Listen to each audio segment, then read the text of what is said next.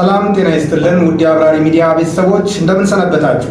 እነሆ ዛሬ ደግሞ ተግባሮችን እንዴት ማዝለቅ እንችላለን ወይም ደግሞ አንድን ድርጊት ወደ ልማድነት ለመቀየርና በዘላቂነት ለማስቀጠል ወይም ደግሞ ኮንሲስተንሲ ስለሚባለው ጽንሰ ሐሳብ ልናወራ ተገናኝተናል። ለኮንሲስተንሲ ወይም ዘላቂ ለሆነ ስራ በመሪያም ዌብስተር ዲክሽነሪ የተሰጠው ትርጉም ምንድነው? ተግባራትን ያለምንም ተቃርኖ አንድን ዓላማ ከግብ ለማድረስ በዘላቂነት የመፈጸም ሂደት ነው ይለናል። ስለዚህ ይህንን ኮንሲስተንሲ ወይም ደግሞ ዘላቂነት ያለው የተግባራት ድግግሞሽ በህይወታችን ላይ ለማስረጽና በህይወታችን እውነተኛ ወይም ትክክለኛ መርህ እና ልማድ አድርገን ለመቀጠል ምን ማድረግ ይጠበቅብናል የሚለውን በዛሬው ቪዲዮአችን ለማየት እንሞክራለን።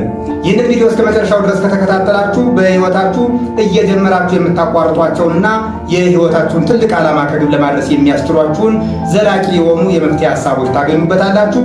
አብራሩ አማረ ነኝ። መልካም ቆይታ።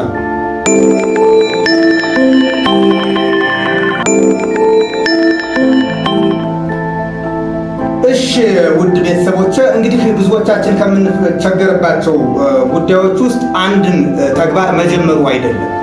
በህይወታችን ብዙ ነገሮችን አቅደን ሞክረን ጀምረን አይተነው ሊሆን ይችላል። ነገር ግን እነዛን ተግባራት በዘላቂነት የመፈጸምና የህይወታችን ዋነኛ አካል አድርገን ያለመዝለቃችን ብዙ ጊዜ ዋጋ ሲያስከፍለን ይታያል። ነገሮችን ስለጀመርን ብቻ ከስኬት አናደርሳቸውም። ነገሮችን ስኬት ላይ ለማብቃት ወይም ደግሞ የመጨረሻ ውጤቱን ለማየት የሚያስችለን በዘላቂነት የመፈጸምና ነገሮችን ወጥ በሆነ መንገድ የማከናወን ብቃት ነው። ይህንን እንዴት እናመጣለን ለሚለው የዛሬው ቪዲዮአችን መፍትሄ አለው። 7 ስትራቴጂዎችን በዛሬው ቪዲዮአችን አካተናል። እንግዲህ አንድን ተግባር በዘላቂነት በመፈጸም ልማድ አድርገን በህይወታችን የምንፈልገውን ትልቁን ግብ ከስኬት ለማድረስ 7 ስትራቴጂዎች አሉ። እንደሚታወቀው ስትራቴጂ ማለት የአንድ ነገር ማስፈጸሚያ ትልቅ ስልት ወይም ትልቅ ፕላን ማለት ነው። ያን ትልቅ ፕላን ደግሞ ወደ ማስፈጸሚያ አክሽኖች ስንከፋፍለው ወይም የመፈጸሚያ ተግባራት ስንከፋፍለው እሱን ደግሞ በቀጣይ የምናየው ይሆናል። ለማንኛውም እነዚህን 7 ስትራቴጂዎች ለመመልከት እንግዲህ የመጀመሪያው ምንድን ነው? በየቀኑ ትንሽ ትንሽም ቢሆን መስራት በተወሰነ ቀን ብዙ ከመስራት እጅግ የተሻለ መሆኑን አምኖ መቀበል ነው። አንዳንድ ሰዎች የሚመስላቸው የህይወት ግባቸውን በአንድ ጀንበር የሚያሳኩት ነው። ወይም ደግሞ የህይወት ትልቁ ስኬት በአንድ ዓመት ትልቅ ተግባር ፈጽሞ ከዛ በኋላ ዘና ማለት መስሎ የሚታያቸው አሉ። እሱ ግን አይደለም። ምንድነው? በየቀኑ ትንንሽ የዛንን ግብ ወይም የዛንን ዓላማ ክፍልፋዮች በመፈጸም በህይወታችን የምንፈልገውን ትልቅ ዓላማ ከግብ ማድረስ እንችላለን እንጂ በተወሰኑ ሳምንታት ወይም በተወሰኑ ወራት ያለማቋረጥ አንድ ነገር በብዛት ደጋግመን ብናደርግ የሆነ ታይም ላይ በርናውት አድርገን ቁጭ እንላለን። ይህንን ስቴፈን አር ኮቬ ምን ብሎ ይጠራዋል? ፒሲ ኤንድ ፒ ይለዋል። ፕሮዳክሽን እና ፕሮዳክሽን ካፓሲቲ ማለት ነው። ያ ማለት እንዴት ነው? ይቺ የወርቅ እንቁላል የምትጥለዋን ዳክዬ እና በወርቅ እንቁላል መካከል ያለው ልዩነት ማለት ነው። ገበሬው እንግዲህ ዳክየዋ በየቀኑ የወርቅ እንቁላል አንዳንድ ትጥልለት ነበር። ነገር ግን ምን አሰበ? ከዕለታት አንድ ቀን እሱ አልበቃዋልና ወይም ደግሞ የስግብግብነት መንፈስ ያዘውና በቃ ዳክየዋን አረጀ፣ ለምን ውስጧ ያለውን እንቁላል ሙሉ በሙሉ በአንድ ቀን አላገኝም ማለት ነው። ይሄ ምንድነው? ነገሮችን በአንድ ቀን ብዙ በማግኘት ስኬት የምናመጣ ስለሚመስልን ነው። መጨረሻ ላይ ዳክየዋ ስትታረድ ግን ውስጧ እንቁላል አልነበረም። ምክንያቱም በተፈጥሮ ሂደት ውስጥ እንቁላል የሚመረተው በየቀኑ በሚኖር እድገት ነው እንጂ አንድ ውስጣቸው ተከማችቶ የሚቀመጥ ነገር የለም በእንቁላል ጣይ እንስሳት ውስጥ። ስለዚህ ይህንን አይነት ገበሬ የፈጸመውን ስህተት ላለመፈጸም በየቀኑ ትንንሽ ተግባራትን ያለማቋረጥ በመፈጸም የህይወታችን ትልቅ ዓላማ ከግብ ማድረስ እንችላለን የሚለውን ውስጣችን ማስረጽ ነው። ይህንን ስናሰርጽ ሁሌም ቢሆን የምናስበው ስለ ሂደቱ ነው ማለት ነው። ሁለተኛው ስትራቴጂ እንግዲህ በሂደቱ አፈርድሜ እስክንበላ መስራት አለብን። ውጤቱ ላይ ነው ሞገሳችንና ክብራችን መጠበቅ ያለብን። በሂደቱ ውስጥ ግን ክብር የሚባል ነገር አይኖርም። ዝቅ አድርገን የምንሰራውን ስራ ዘወትር ያለማቋረጥ እንቅልፍ ልናጣ እንችላለን። ሰውነታችን ሊከሳ ይችላል። ልንቸገር እንችላለን። በሰዓቱ ላንመገብ እንችላለን። በቂ ረፍት ላናገኝ እንችላለን። ነገር ግን ለሂደቱ መታመን አለብን። ግሬሱ የሚኖረው መጨረሻ ውጤቱ ላይ ነው። ወይም የክብርና ግርማ ሞገስ የምንለው የሚገለጸው በውጤቱ ነው እንጂ በሂደቱ ውስጥ አይደለም። ሂደቱ የልፋት ነው። ሂደቱ የድካም ነው። ስለዚህ እሱን ታሳቢ ማድረግ ሌላኛው የሂደቱ ወይም ደግሞ አንድን ግብ በዘላቂነት ለመፈጸም ወይም ደግሞ ኮንሲስተንት ለመሆን ሀቢት ለማድረግ የሚያግዘን ሁለተኛው ነገር ነው ማለት ነው። እንግዲህ ይህንን ስንል ለምሳሌ አንዳንድ ሰዎች ግቦቻቸውን በሶስት ይከፍሏቸዋል፣ በደረጃ ማለት ነው። የመጀመሪያው ግብ በጣም ወሳኝ የሆነ ህይወታቸው ግብ ነው። እሱን የመስራት ፍላጎት ኑሯቸው በጣም ትልቅ የሆነ ፓሽን ባዳበሩና አንዳንዴ ሙዳቸው በሚመጣበት ቀን ብለን ልንገልጸው እንችላለን፣ እሱን ይፈጽማሉ። ከዛ ደግሞ ሙዳቸው አማካይ ላይ ሲሆን ደግሞ መካከለኛ የሚባለውን የህይወታቸውን ዓላማ ይሰራሉ። ምክንያቱም በዛን ቀን ትልቁን ዓላማ እንስራ ቢሉ በትክክል ላይ ሰሩ ስለሚችሉ። ከዛ የመጨረሻው ደግሞ ሙዳቸው በጣም ወርዶ የስራ ፍላጎታቸው በቀነሰበት ሰዓት ዝቅተኛ የሚሉትን በጣም ያን ያክል ማተር የማያደርግ ግን ቢሰሩት ለነሱ የሆነ ሳሌ ሊጠቅማቸው የሚችል ነገር ይሰራሉ። ስለዚህ ምንድነው በሂደቱ ውስጥ እንደዚህ አድርገን ማሰብ መቻል አለብን ማለት ነው። ሂደቱ የድካም ነው፣ ውጤቱ ግን መጨረሻ ላይ የትልቅ ግርማ ሞገስ መገለጫ ይሆነናል ማለት ነው። ሶስተኛው ስትራቴጂ ምንድነው? ጠዋታችሁን ተጠቀሙበት ነው። እንግዲህ እዚህ ላይ ምንም ብዙ ነገር አላበዛም። በድሉ ዋቅጅራ ችካልና እርምጃ በሚል አንድ መጽሐፉ ገና የመጀመሪያው ገጽ ላይ ያስቀመጠው አንድ ሐሳብ እሱን እንደወረደ ላንብብላችሁ። ምንድነው የሚለው? ማለዳ የቀን ወጣትነት የህይወት ምሰሶ ነው። ያለ ማለዳ ቀን ያለ ህይወት ወጣትነት አይፈካም ይለናል። በባከነ ማለዳ ላይ ብሩህ ቀንን፣ በደነበሸ ወጣትነት ላይ ደግሞ የሰመረ ህይወትን ማጽናት አይቻልም። የማለዳ እንቅልፍና የወጣትነት ስንፍና ያጎድላል። ቀን የማለዳ ህይወትም የወጣትነት ፍሬ ናቸው ይለናል። በወጣትነቱ ነግዶ ወረት ተምሮ ዕውቀት ያልያዘ ህይወቱ መናኛ ነው። ስለሆነም ተማርክም ነገድክም በወጣትነት ወይም በማለዳ ፊት ላይ ማንም እንዲደነቀር አትፍቀድ። ይሄ ነው እንግዲህ ማለዳን የመጠቀም ኃይል። ብዙዎቻችን ጠዋታችን የምናሳልፈው በእንቅልፍ ነው። ነገር ግን አንድን ነገር ኮንሲስተንት አድርገን በዘላቂነት ሀቢት አድርገን መስራት ከፈለግን አትሊስት ጠዋት ቀደም ብለን ከሌላው ወይም ከተራው ማህበረሰብ ቀደም ብለን መነሳትና ቀናችንን ቀድመን መስራት ይጠበቅብናል። ይህንንም ስንል እንግዲህ በህይወታችን በጣም ወሳኝ የምንለውን በቀን ተቀን ተግባሮቻችን ውስጥ ትልቅ ብለን የምናስበውን ነገር በማለዳው ገና ከእንቅልፋችን እንደተነሳን እንስራ። ከዛ በኋላ የቀሩት ከዛ አነስ የሚሉ ተግባራት ስለሆኑ ለመፈጸም ብዙም ጉልበትም ፍላጎትም አንቸገርም። ስለዚህ ሶስተኛው ስትራቴጂ ዘላቂነትን በህይወታችን ለማስረጽ ወይም ደግሞ የህይወታችን አንድ አካል ሀቢት አድርገን ለመገንባት ማለዳን መጠቀም ነው።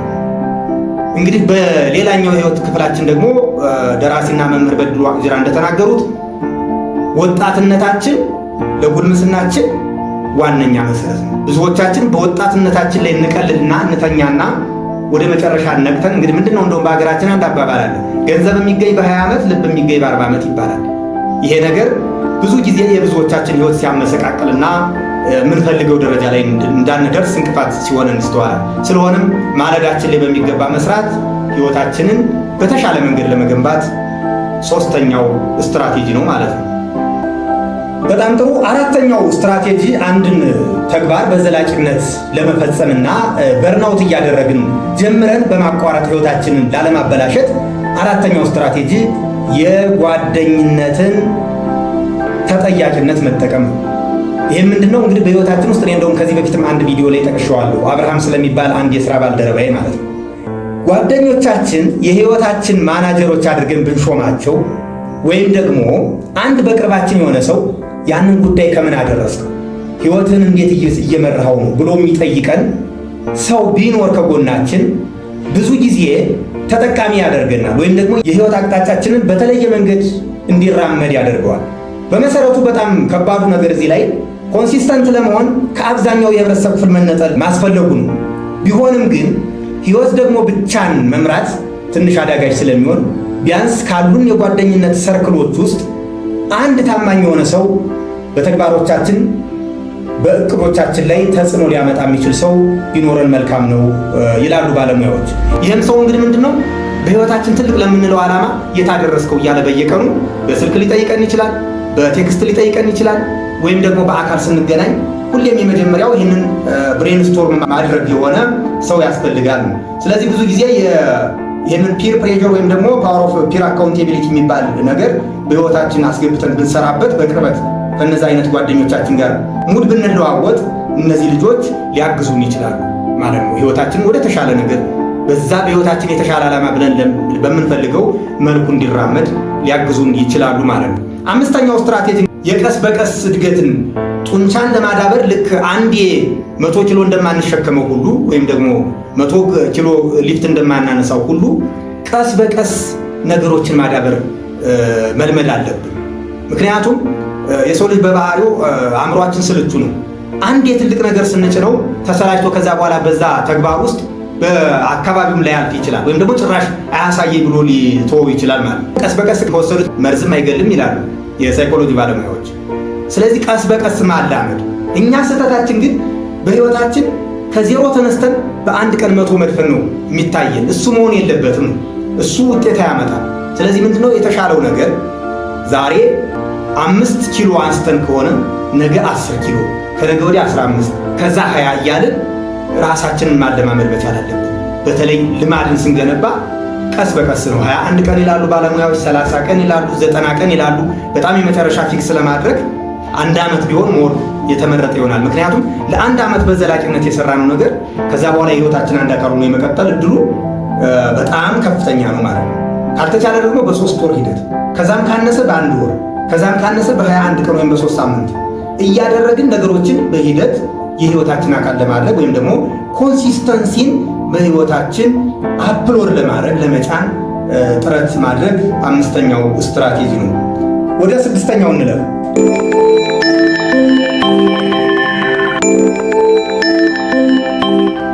ስድስተኛው እንግዲህ በሀገራችን የተለመደ አባባል በደንብ ይገልጸዋል። ላለፈ ክረምት ቤት አይሰራም። ምንድነው? አንዳንዴ ውድቀት ሲያጋጥመን ሚሳብ ስናደርግ በዛ ነገር ላይ ሪግሬት እያደረግን ረጅም ጊዜ ተተክለን እንቆያለን። እሱ ግን በህይወታችን ውስጥ ስኬታማ እንድንሆን ወይም ደግሞ ኮንሲስተንት የሆነ ሀቢት እንድንገነባ አያስችለንም። ተቸክለን እንድንቀር ነው የሚያደርገን። ኮንሲስተንሲ ማለት በነገራችን ላይ ማዝለቅ ወይም ማስቀጠል የሚለው የአማርኛ ቃል የበለጠ ይፈተዋል። ስለዚህ ማዝለቅ ወይም ማስቀጠል ሲባል አንድ ቦታ ላይ ተቸክሎ ከመቅረት በተቃራኒ ያለ ቃል ነው። ስለዚህ አንዳንዴ ልንወድቅ እንችላለን፣ ልናጣ እንችላለን። ውጤታማ ያልሆንባቸው ቀናቶች ሊፈጠሩ ይችላሉ። ነገር ግን ምንም ማለት አይደለም። ከቀጠልን እንደርሳለን። ነገር ቀጣይነቱና ዘላቂነቱ ነው በህይወታችን ማተር የሚያደርገው ማለት ነው። ስለዚህ ትላንት ያልሰራነውን ለማካካስ ዛሬ ወይም ነገ 2 እጥፍ ለመስራት መሞከር ትንሽ ህይወታችን ላይ ጫና ይፈጥርና በዛ ነገር ውስጥ እንዳንቀጥል ያደርገናል። ያለፉ ስህተቶቻችንን ወይም ደግሞ ሳንሰራባቸው ያለፍንባቸውን ቀኖች ለማካካስ ብለን ራሳችንን የማየውን ጫና ውስጥ መክተት አስፈላጊ አይደለም ነው። ይሄ 6ኛው ስትራቴጂ ነው። ምንድነው? ላለፈ ኪሳራ ራሳችንን መቅጣት አያስፈልገንም። በተሻለ ስራ መመለስ ነው ያለብን እንጂ በተሻለ ነገር ይዘን ኮንሲስተንሲ ያንን ዘላቂነት ማስቀጠል መቻል ነው ያለብን። 7ኛውና የመጨረሻው ስትራቴጂ እንግዲህ ለሂደቱ ታመኑ እንጂ ለደረሳችሁበት ፖዚሽን ወይም ለደረሳችሁበት ደረጃ ብዙም ትኩረት አታድርጉ ነው።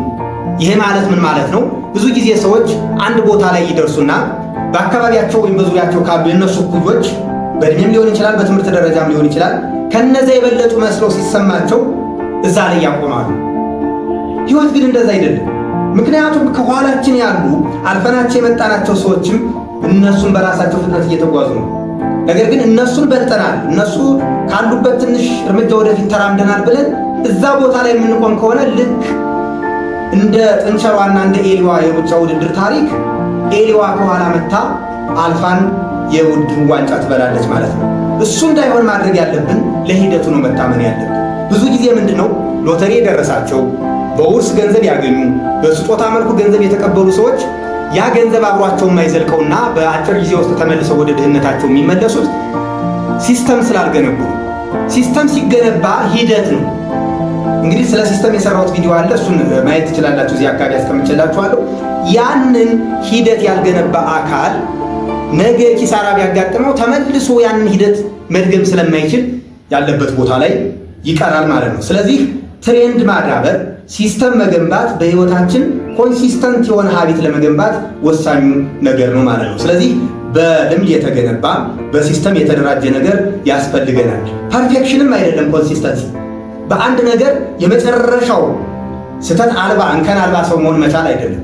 ነገር ግን እንከኖች ሲፈጠሩ ስህተቶች ስንሰራ እነሱን እያስተካከልን ወደፊት የመጓዝ ሂደት ነው ኮንሲስተንሲ ወይም ደግሞ ዘላቂ የሆነ ሂደት የሚባለው። ስለዚህ ክፉ ቀኖች ሊመጡ ይችላሉ፣ ውድቀት ሊፈጠር ይችላል፣ ማንም አይዟችሁ የማይለን ታይም ሊፈጠር ይችላል፣ አጨብጫቢዎች ከጎናችን ሊለዩ ይችላሉ። እንዲሁም ደግሞ ለሰራነው ስራ ሽልማት የሚሰጡ አካላት ደግሞ አይናችሁን ላፈር ሊሉን ይችላሉ። እኛ ይሸልሙናል፣ እኛ ጎበዝ በርታ አንበሳ ይሉናል ብለን ያሰብናቸው ሰዎች ደግሞ ምን ይታያል ብለው ኢግኖር ሊያደርጉን ይችላሉ። በዛ ሂደት መካከል ውስጥ ግን ማቋረጥ የለብንም።